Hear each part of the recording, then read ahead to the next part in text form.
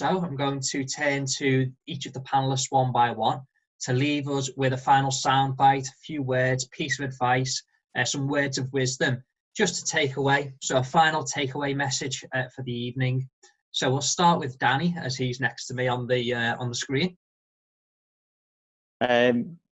So I remember applying for training contracts over a number of years. I didn't get it straight away.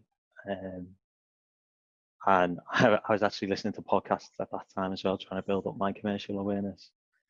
And I remember hearing a quote from J.K. Rowling talking about how failure is success, not just leads to, but actually is success.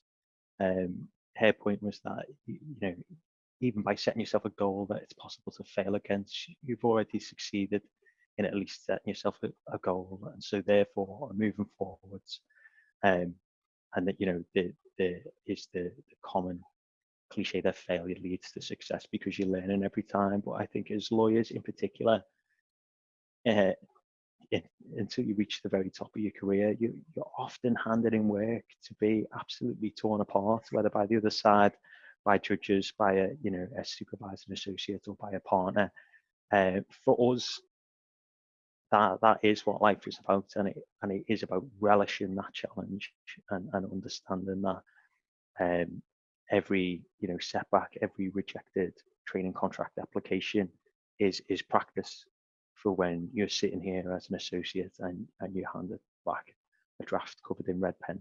It just carries on the same way. So don't see it as holding you back, and please don't give up. Please just see it as the beginning of your legal career. Excellent, great advice there. Dave, any final words for us? Yeah, mine would probably be think beyond academics, and seize sort of every opportunity you get. So pro bono work, judge marshalling, connections are a big one. If your nan's friend's son is a solicitor, then try and get away in that way, and perhaps you might get some work experience out of it or something. So just look for any opportunity you can to sort of build your CV and make yourself stand out a little bit. So that'll be my final few words. Excellent. Greg, any words of wisdom to leave us with?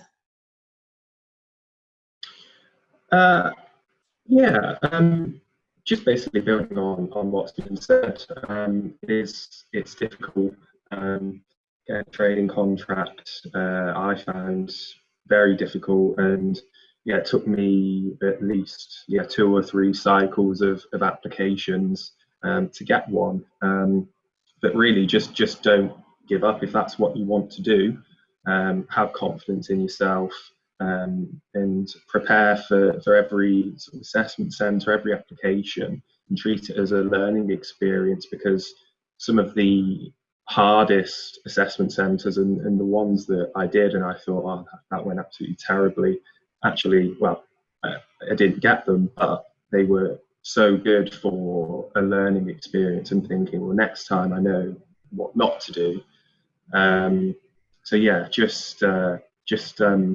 Have confidence in yourself, and don't give up. Brilliant. Nouman, any final words? Just going back on what Danny's saying, that this profession is something I find, and I say this to some of my trainees, is that you have to have passion, and you have to perseverance. You have to have those 2 key elements, and if you have that desire, you'll be able. It will take time, and failure is not shouldn't look at it as a disappointment. You should look at it as a form of, as Daniel's saying, success of going forward and how to be better. But passion is the one, and perseverance, I feel, is it's important in this field. If you have that, anything that's put in front of you, you're able to take on board and take it as a challenge. This is what law is about: problem solving. It's about challenges, and you have to have that desire to go through that and deal with it.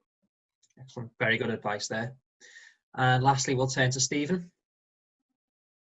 Yes, I'll just talk for the bar, I think. And if you're going to go for the commercial bar, then you really do need to focus on law and have a good understanding of recent cases and decisions coming out of the commercial courts, the Chancery Division, and the Queen Bench that are finance and money related, that you need to submerge yourself fully in the world. It's one of the difficulties that commercial law is generally only on an LLM, but you can Google the academics who teach commercial law at a variety of universities and see what publications they've made recently, what cases they think are interesting in commercial law, and you can read them. You know, it's a point we have made, and we made quite rightly, about the internal market bill. You can read this stuff yourself and have your own view. Thank goodness commercial law manages to be less contentious.